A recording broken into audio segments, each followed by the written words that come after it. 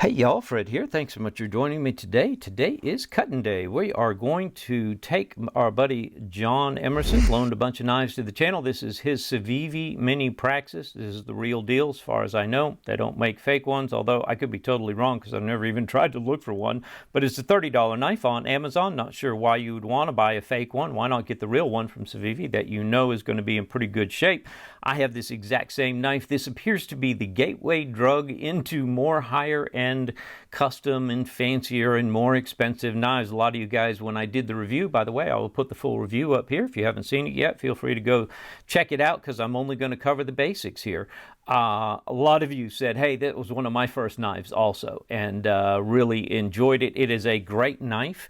It's a medium size knife. You can get a finger grip on this thing. I'm a size large glove. Speaking of which, let's just go ahead and do a couple of quick size comps. I'm really trying to narrow down my size comps to knives that I think most of you should have at least one of these four knives that I'm going to use. You got the PM2, in this case the 𝗬𝗍𝗃, and the Para 3 or the 𝗬𝗍𝗃𝗁. You can see this knife is definitely shorter than both of these knives. So this is a small to medium size knife. The other two that I think you guys should have at least one of these is a Civivi Vision FG and of course the good old Ozark Trail D2 knife. You can see again shorter than both of these knives as well. So this is definitely a small knife. However, it feels and cuts like a much larger knife than it really is. Let's bring up the specs real quick. You can see the full open length. It's basically 6.8 inches. You have a 3-inch blade, but not all of that is going to be cutting length because of the large finger choil you've got here. Blade thickness is 100 thousandths, which is really on the thinner, slicier side. That's perfect. Handle thickness is just under 1/2 inch. So feels nice in the hand, definitely small, not going to take up much space in the pocket. This is a D2 coated blade, kind of a black wash. It's definitely not, I don't think it's a PVD. It's definitely not DLC. But it doesn't feel like just regular paint. I've had one of these, as I mentioned myself, for years and years that I've used, and you can see after years of use, the coating on these blades, whatever it is they do, holds up really well. You can see just a little bit of wear, and that's only if the light hits it just right there at the tip, right?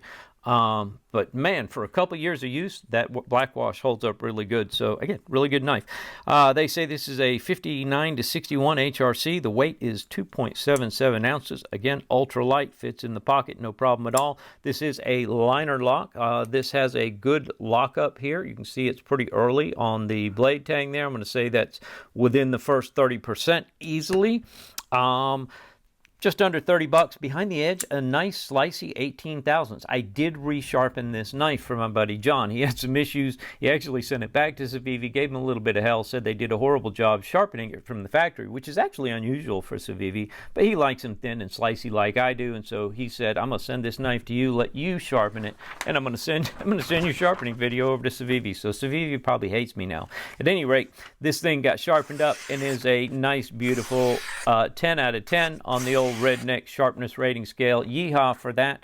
That being said, that's all we need to know for now. Let's get this thing over to the cutting table and get to cutting. And as always, we're going to start with our cardboard. I'm going to use the choked forward position with my finger in the choil, my thumb on the back of the blade.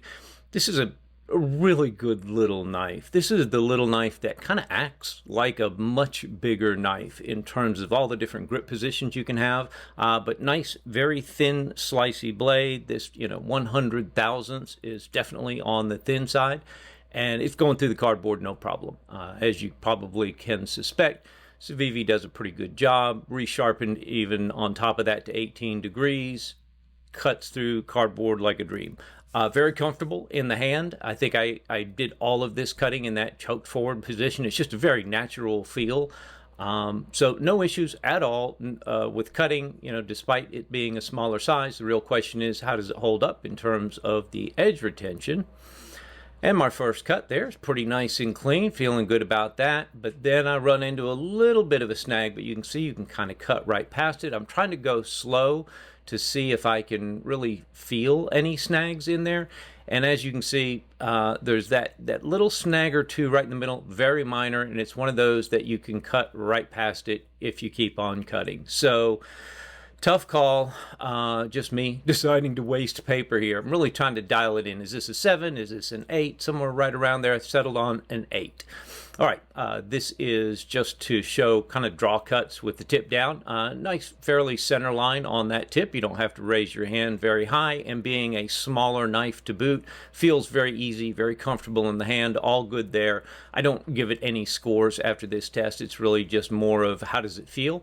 Now we've got our hose. I'm looking for it to slice easily and cleanly. I don't want to have to saw through this hose. This is a flexible yet still semi-rigid, like a flex PVC with a little reinforcement around the edge.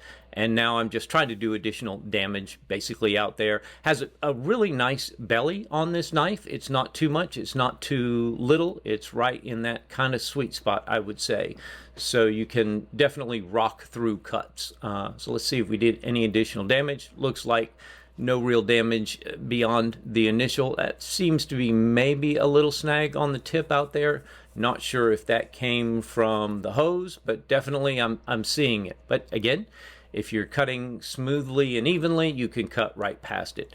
So that's how I kind of rank it on the scale. You know, is it going to hold me up when I try to cut fast or not? So not much worse than the last time. Going to stay at an 8. Now I'm looking for a good rope pop on this. I don't want to have to saw through the rope either.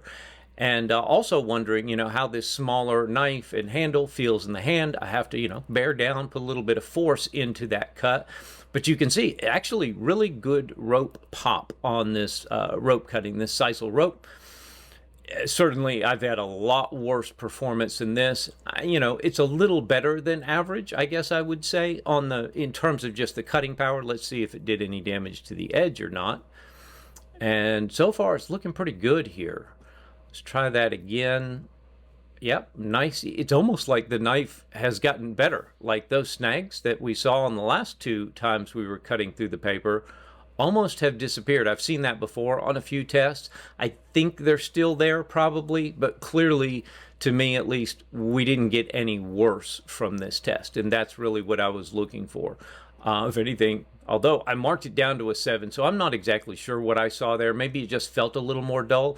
For the wood, you can see I'm starting out in the choked forward with my finger on that choil. I will say that the issue with this knife is because the blade is so thin, that finger choil is very thin. So that kind of bites into your finger just a little bit. So now I'm going to go back behind, kind of the more reverse grip. Again, saber grip with my thumb out there on that blade.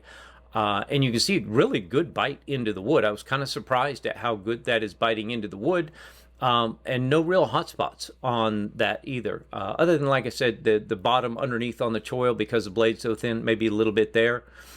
No real damage to the blade. So that was the snag that I had seen earlier. But you can see you can easily cut right past it with just a nice smooth stroke. So I think I ranked it 7 on the last one. I got to go back up to an 8. I think I really did not give it a fair shake. So let's strop it up and see how it does.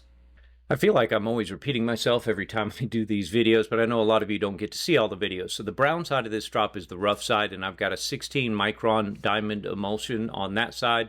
This green side is a 6 micron diamond emulsion. I do 10 strokes per side on each side of the strop, so it's 20 total strokes per side. And almost 100% of the time, that gets me back to a 10 out of 10 on the old redneck cutting scale, or sharpness scale, I guess you would say. And that's no different here. You know, D2 steel sometimes takes a little bit more, but I didn't really, you know, it's not really that dull to start with, just those couple little nicks, and they stropped out between the 16 and the 6 micron very nicely. All right, bring this thing on home here. The Civivi Mini Praxis. Down the right-hand side, the blue column is today's test with all of our most recent past 10 or so tests. So this is a D2 steel. Civivi claims it's a 59 to 61 HRC. Not entirely sure about that. I guess maybe I can go with the lower side of that. We'll talk about that in a minute. If this was a really well done, as you might expect from Civivi, D2 steel, knife steel nerds would rank that as a 5 out of 10 on their edge retention. I did resharpen this blade, as mentioned, down to an 18 degrees. It started as a 10 out of 10 on the redneck sharpness scale. Cut 411 square inches of cardboard. After that, I was down to about an 8 out of 10. We had a couple of very minor snags that you could easily just cut right through with a nice, smooth, steady stroke. That comes out to about an 8 on my scale. You know, it's all subjective. 5 of the reinforced kind of flex PVC hose cuts, as well as all kinds of little cuts beyond that. Didn't do any additional damage, still at an 8. We did our 10 rope cuts as usual. And I marked it down to a 7, but I think I was a little unfair, maybe because then after we did the wood cutting, it was definitely an 8. It was no worse than it was after the first 2 tests. We stropped it back, as I mentioned, 20 strokes per side, got it back to a 10 out of 10 on the sharpness scale. So let me try to read some of my notes here. This is why this is such a great and popular little knife. It's the gateway drug into bigger and better and fancier and more expensive knives, because this gives you a taste of what a really good quality, affordable knife can be and how many things it can do really well. This is a phenomenal EDC tool, right, as far as knives go. This was very effective in all of the tests, especially given its smaller size. I put about as you would expect for edge retention. I might expect maybe a little bit more, but that's hard to say. I mean, it really ended up at it as an 8 out of 10, and we have certainly had lots of other D2 knives that didn't end up there, and some, you know, supposedly better steels that fared a lot worse. But this is a real deal Civivi. It's not, you know, it is a Chinese knife, but it's not some Chinese, you know, replica knife like we often look at. So you expect a little bit more from it for that.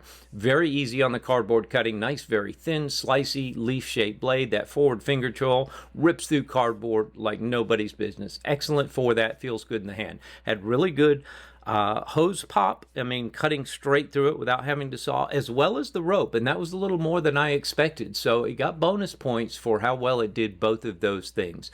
In terms of ergonomics, really good on all fronts.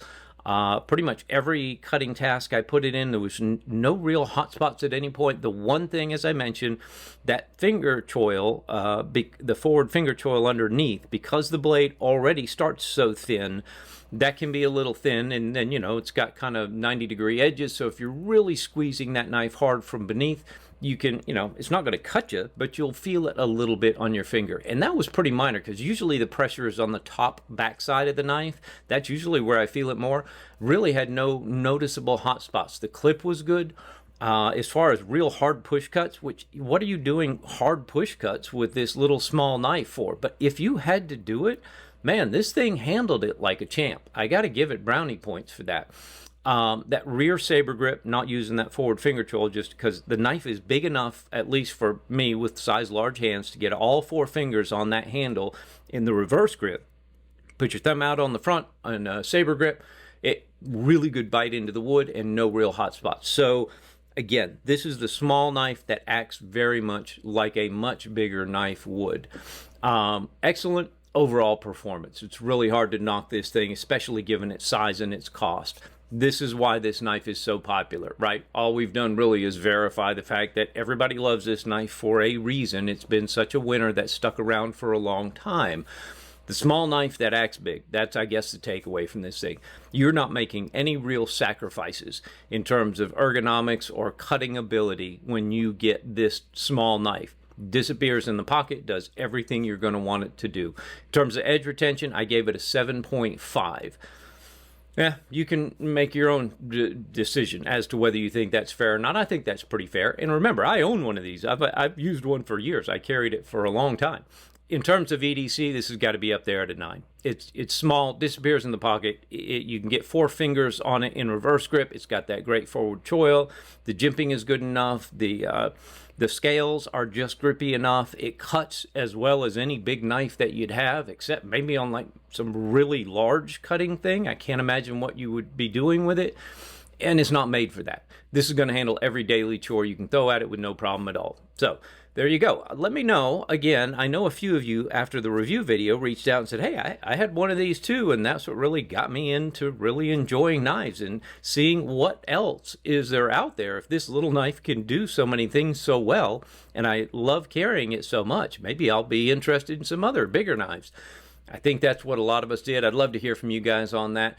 If you're still here, throw me a thumbs up if you would, please, before you leave. That always helps me up. If you're helps me out. If you're not already a subscriber, I would welcome you to join our little band of renegades. We'd love to have you.